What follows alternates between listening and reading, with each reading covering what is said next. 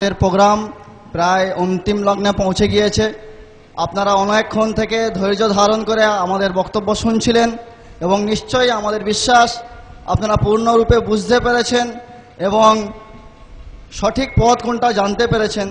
এখন আপনাদের সম্মুখে আমাদের শেষ বক্তা এবং জনাব হযরত মৌলানা আজিজুল হক কাসিমি সাহেব পীর সাহেব উনি আসবেন এবং মুহাদ্দিস পাঁশকুড়া মাদ্রাসা, এবং উনি দোয়ার দ্বারা আজকের এই প্রোগ্রামকে শেষ করবেন। ওনার বক্তব্য আপনারা শুনবেন এবং বুঝবেন যে কি ধরনের হাদিস বিশারদ আমরা প্রত্যেকে তাঁরই ছাত্রদের কথা শুনেছেন, নিশ্চয়ই বুঝতে পারবেন ওস্তাদ কেমন হবেন। এখন আপনাদের সম্মুখে আজিজুল হক কাসেমি দামাত বারকাতুহুমুল আলিয়া বক্তব্য রাখছেন। আসসালামু আলাইকুম।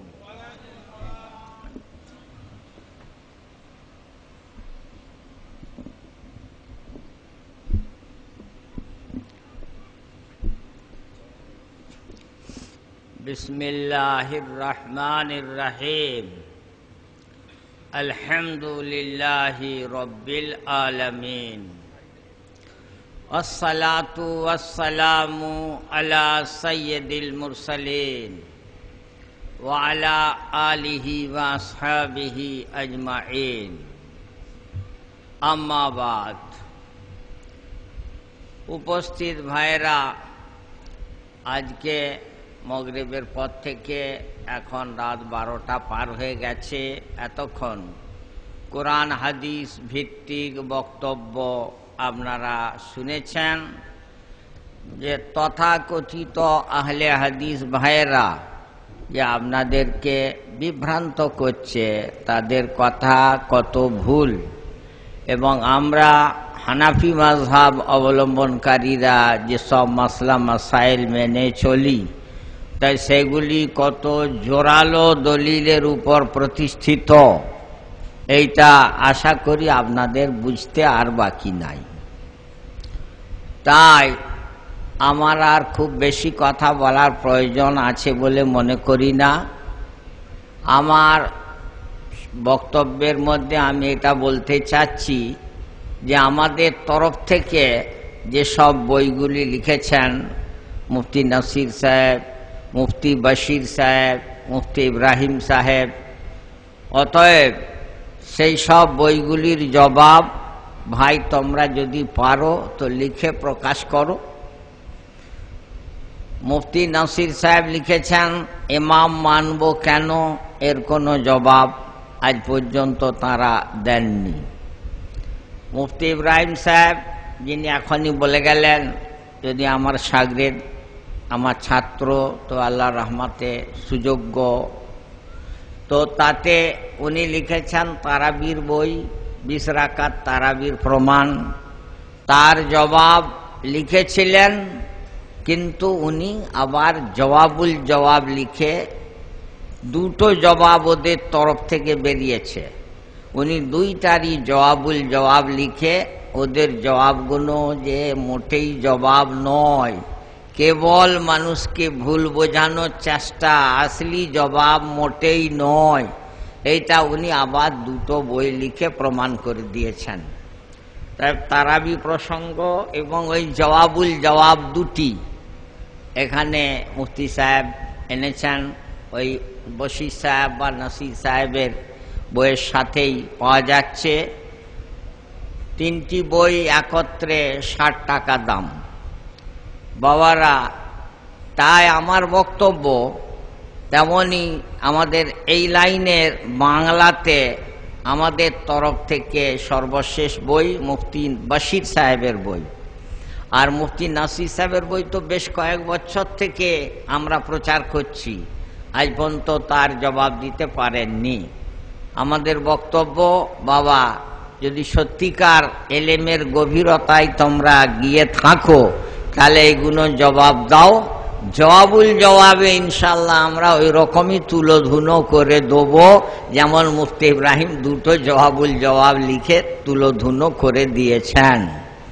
তাই এটা যে বাবা কলমের লড়াই, এটা যুগ যুগ ধরে থাকবে, তাই কলমের লড়াইয়ের ময়দানে এসো।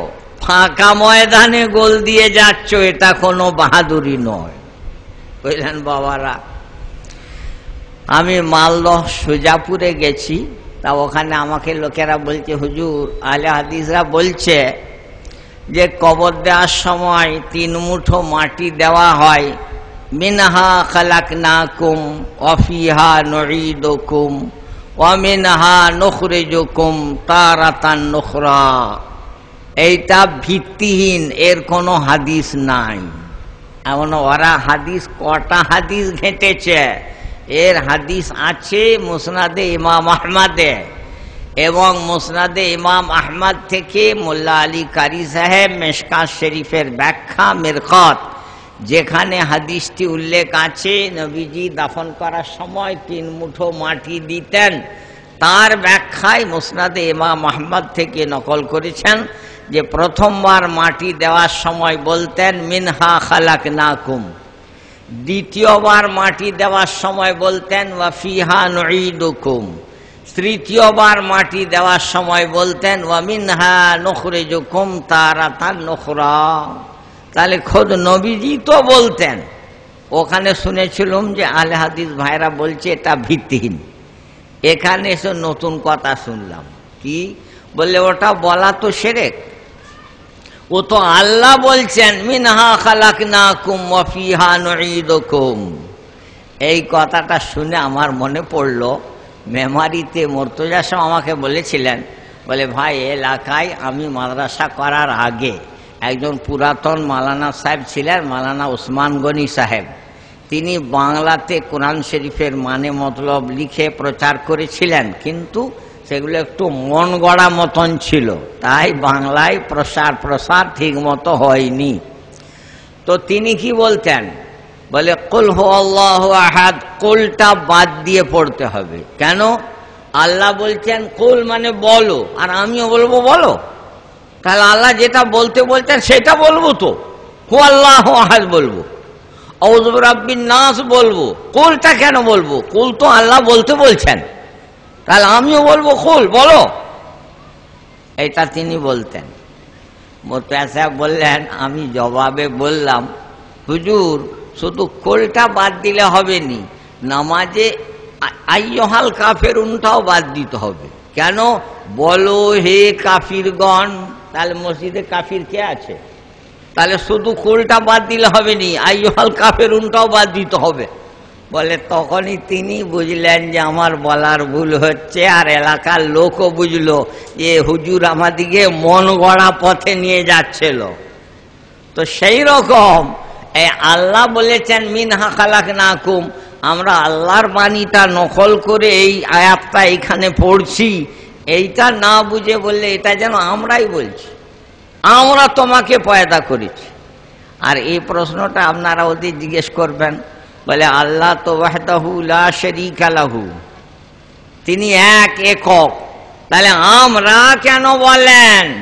ওইটার জবাব দাও দেখি না। বলে বাবারা, এটা আমি আপনাদেরকে জবাবটা বলে দিচ্ছি। কেন? অনেকের এটা সম্বন্ধে মনে প্রশ্ন জাগে যে আল্লাহ ওয়াহদাহু লা শারীকা লাহু, এক একক, তাহলে তিনি কেন আমরা বলেন? ভাই এর জবাব বুখারী শরীফ 2য় খণ্ড কিতাবুত তাফসীর, ইমাম বুখারী রাহমাতুল্লাহ আলাইহি, ইন্না আনজালনাহু ফি লাইলাতিল কদর, আমরা নাজিল করেছি কুরআন শবে কদরে। তাহলে আল্লাহ আমরা কেন বলেন? যে ইমাম বুখারী বলেছেন সম্মানিত ক্ষেত্রে মহিমান্বিত আমি অর্থে আমরা শব্দ ব্যবহার হয়। যেমন তিনি ইংরেজি থেকে তার নমুনাটা কবি গোলাম মুস্তফা সাহেব বিশ্বনবী বইয়ে উল্লেখ করেছেন যে আল্লাহ কেন আমি না বলে আমরা বলেছেন অনেক জায়গায়। কেন বলেছেন? বলছেন দেখো, মহাসম্মানিত ব্যক্তির জন্য আমি স্থলে আমরা ব্যবহার করা সব ভাষাতেই চালু আছে বলে কবি গোলাম মুস্তফা সাহেব ইংরেজি ভাষার থেকে নমুনা টেনেছেন। যে যখন ভারতে মহাবিদ্রোহ হয়ে গেছিল 1857 সালে, তখন ইস্ট ইন্ডিয়া কোম্পানির হাত থেকে শাসনভার নিয়ে নিয়েছিলেন মহারানী ভিক্টোরিয়া। এবং তিনি ঘোষণাপত্র প্রচার করেছিলেন, ও আমার ভারতীয় প্রজারা, আপনারা শান্ত থাকুন, আপনাদের ধর্মে কোনো হস্তক্ষেপ করা হবে নি। এটা উই ডিক্লেয়ার, আমরা ঘোষণা করছি, কিন্তু নিচে সই ছিল শুধু মহারানী ভিক্টোরিয়া। তাই কবি গোলাম মুস্তাফা সাহেব বলেছেন, বলে মহাসম্মানিত ব্যক্তি নিজের ক্ষেত্রে আমি না বলে আমরা বলেন। এটা শুধু আরবি ভাষায় নয়, ইংরেজি ভাষাতেও আছে। আর আমি বলি, বাবা একটা আমভাবে প্রবাদ বাক্য আছে, একাই 100, তো আল্লাহ পাক একাই 100, তার উপরে আর কি আছে, তার উপরে আর কে আছে? সেই জন্যই আল্লাহ পাক বহুবচন শব্দ ব্যবহার করেছেন। ঠিক তেমনি ফার্সি ভাষাতেও তু মানে তুমি আর সোমা মানে তোমরা, বুঝলেন? কিন্তু মহাসম্মানিত ব্যক্তির সঙ্গে কথা বলতে গেলে তু বলা হবে নি, সোমা বলা হবে, মানে তুমি নয় আপনি বলা হবে। তেমনি ফোনের মাধ্যমে আমাকে একজন জিজ্ঞেস করলো, হুজুর সম্মানিত ব্যক্তির জন্য একবচন ক্ষেত্রে বহুবচন শব্দ ব্যবহার হয়, ওটাকে বলা হয় বাংলাতে রাজসিক বহুবচন, ইংরেজিতে বলা হয় ম্যাজেস্টিক প্লুরাল, আরবিতে কি বলা হয়? ফোনে আমাকে জিজ্ঞেস করছে। তখন আমি বললাম, বাবু বুখারী শরীফ ইন্না আনজালনাহু ফি লাইলাতিল কদর মধ্যে ইমাম বুখারী বলেছেন এটা আল জামউ লিতাযীম, সম্মান জন্য জানানোর জন্য বহুবচন শব্দ ব্যবহার হয়। যাই হোক ভাই, আর একটা জিনিসের উপরে আল্লাহ নিজের জন্য বহুবচন শব্দ ব্যবহার করেন কেন, তার কারণগুলো বলে দিলাম।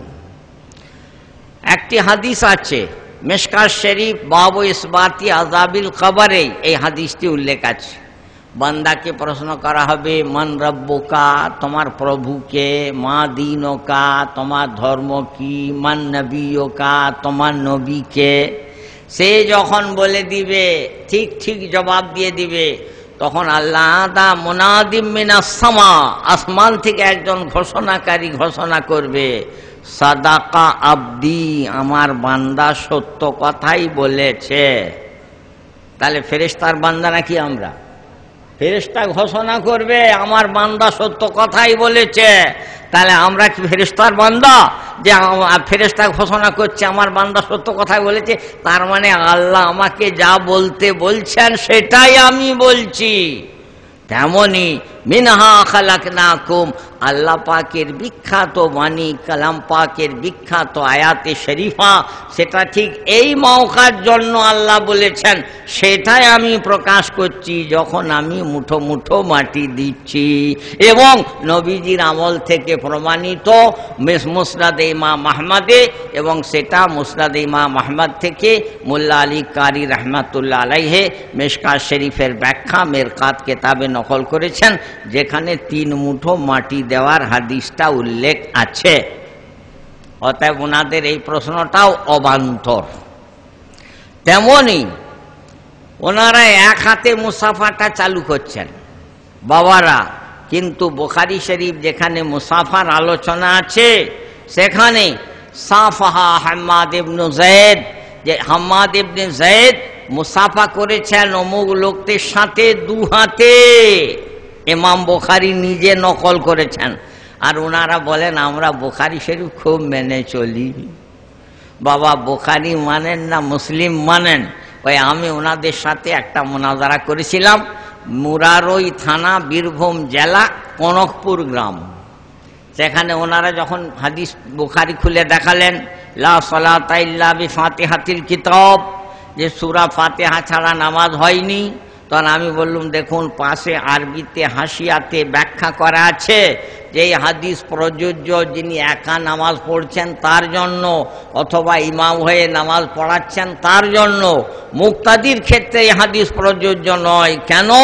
স্বয়ং নবীজি অন্য হাদিসে বলে গেছেন, মান কানা লাহু ইমামুন ফাকিরাতুল ইমাম লাহু কিরাআহ, যার ইমাম আছে মানে ইমামের পিছনে নামাজ পড়ছে, ইমামের কেরাতটাই তার কেরাত বলে গণ্য।